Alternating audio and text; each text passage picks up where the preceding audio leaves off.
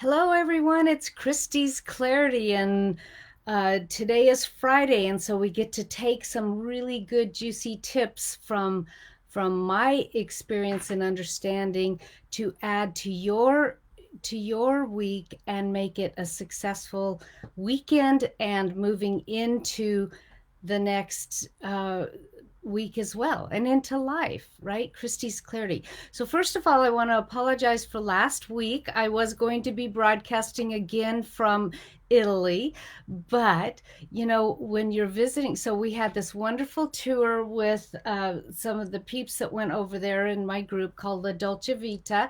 They experienced La Dolce Vita. It was really wonderful. And then the program was over, and I was planning to do Christie's Clarity, but the family, we have lots of family over there, and they always come first. And that's part of what La Dolce Vita is about. And they took us out. It happened to be Good Friday. They took us to this beautiful church that had laid out all the flowers and everything. Oh, I wish I had the picture up to show you right now. But anyway, uh, that's one of the things I want to share today, especially in the law of attraction that we're talking about today. It's like, what are you creating for your life? Right? And one of the things I learned in Italy 20 years ago when we lived there near the family that we were able to take guests on our trip to experience the true life of La Dolce Vita and why the Italians have the sweet life. And I learned the whole concept of La Dolce Vita back then. And one of the keys to it is that uh, they work in order to create more expansive time to be with their family. So, you've heard of siesta in Mexico and Spain and a lot of places around the world. And in Italy, they call it riposo. And riposo is actually from 1 to 4 or 5 o'clock.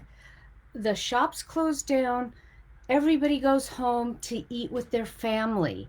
And they come home, and mama's made fresh gnocchi. You might see on my postings that I did it with my trip. One of our cousins made gnocchi, and I took pictures and even a little video of it.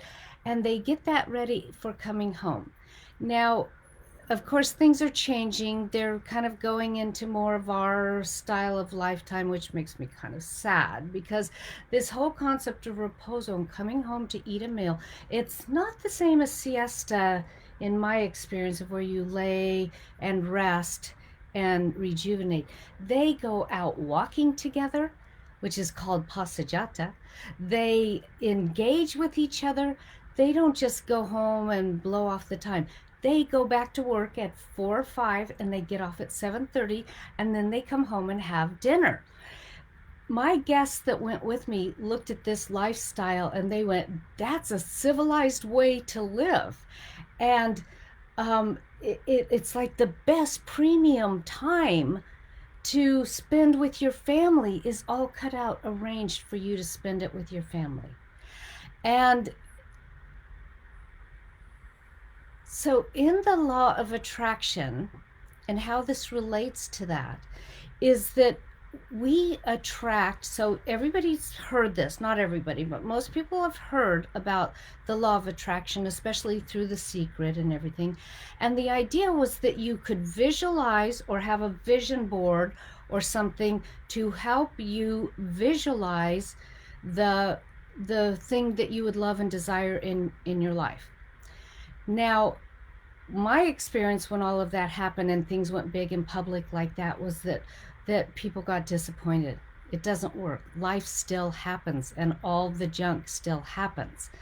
And the reason, if the law of attraction doesn't feel like it's happening in your life, that you're not creating the life that you love. Oh my gosh, I can't tell you how many times on my trip I just grinned and I went, this is the life that I have been dreaming about. This is my dream fulfilled, to bring a group of people to really experience La Dolce Vita, right? But a lot of people find disappointment. Things happen. I had to postpone my trip 2 times because of COVID, right? But here's the trick to the law of attraction. Well, there's 2 things. One is that you have to do the inner work. You have to, 90% of our thoughts are automatic and recycled. They just happen. Why? Because I like to think of it like a iceberg. That the tip of the iceberg is the things that we see every day. The bottom of the iceberg that is really big is all those innocuous thoughts and beliefs and things that we have that run us without us even knowing it. And so when people say, "Oh, I've tried the law of attraction and it doesn't work for me," that's because all that stuff down there is running them. Now, you can go to therapy, and therapy is great, right? And you can discover some of those things and heal them. That's a practice. And what I do in my practice with people is I help them start to discover how to feel or sense when something is regurgitating from their past. And eventually, what we get to is stopping and saying, "Oh, there's that feeling, huh?" And I usually use the life designer, the vision. Where is it that you want to move to? And is this something that's keeping you from moving in that direction? And when you feel that, you can go, "Oh, I bet that's a past belief." Now, at first, we have to work at changing those specifically, but eventually we just go, "Oh, what is the thought I want to have? What is the thought I want to have?" Emerson, or no, it was Thoreau, said, "Stand guard at the portal of your mind." And that means don't let any thoughts cross the threshold of your mind that you don't want to create, that you don't want to manifest. That includes, watching the news. Oh my gosh. Right then and there, you've got to change your thinking. And I provide tools for people how to do that, even in current events and things that are happening. Now, I don't say ignore it, not at all. You still need to be taking the action steps. But how can we shift? And I use the image of vibrational frequency.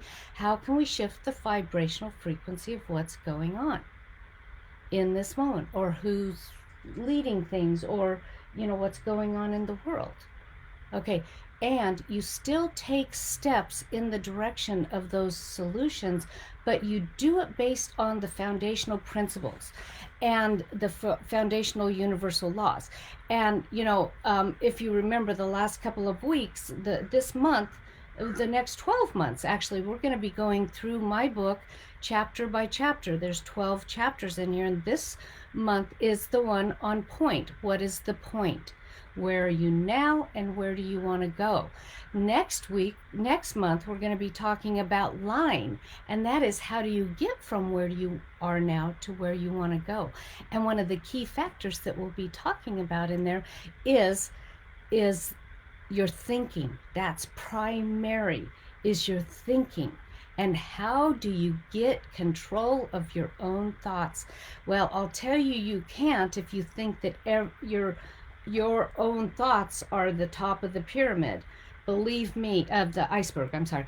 Believe me, we all have those beliefs that are running us. If you don't believe it, look at everything in your life that you have a discontent with. Somehow that is connected to those beliefs that are running you without you knowing it. So when people say to me, "Oh yeah, I know about the law of attraction, I've done that, I think that," I can look at their life and say they haven't yet really learned how to integrate it, use it in their lives. And that's one of the things I love helping people do. So this week, think about when something is, even a thought goes to, you're watching the news and something happens on the thought, go, "Oh, look how I am perceiving that. And that's a belief inside of me. And is there some other way I can look at this? Is there some other way I can shift my energy, my beliefs, to, yes, take the steps, but do it in a way that my thoughts are creating what I want to experience?" And it does say in the description that we're going to talk about the law of vibration, but guess what? That's actually the law for the next month, and I'm going to talk to you about that next month. This week, let's just stay focused on, what are the thoughts? Pay attention. When are you kind of feeling out of sorts? When is it not all harmonious? And pause And if you can't figure out what it is, and you don't always have to figure it out, have a thought that you can always replace it with. Mine happens to be namaste. Namaste means the divine in me recognizes the divine in you or it or whatever. That at the center of each of us is the divine. And we can bank on that, actually. And so if you can't come up with any other, I call it a repatterning thought, just say namaste, the divine in me, and then you know what I do? I'll just add this one more little hit. I say, bless their hearts. We had an experience in Italy where kind of the ugly Italian showed up and was not happy with us. And what did I do the whole time? I said, namaste, the divine in me. I didn't say this out loud. He wouldn't have understood it anyway. It was all in Italian, right? The divine in me recognizes the divine in you, and bless your heart. Because you know what? When people show up in the world like that, there's some pains, lack of understanding, something's going in their lives. And so I would rather send them, compassion than judgment. So that's this week's Christi's Clarity. Pay attention to your thinking this week and choose thoughts that you want to create in your life. Take care, everybody. See you at 10:10 next Friday at Christi's Clarity.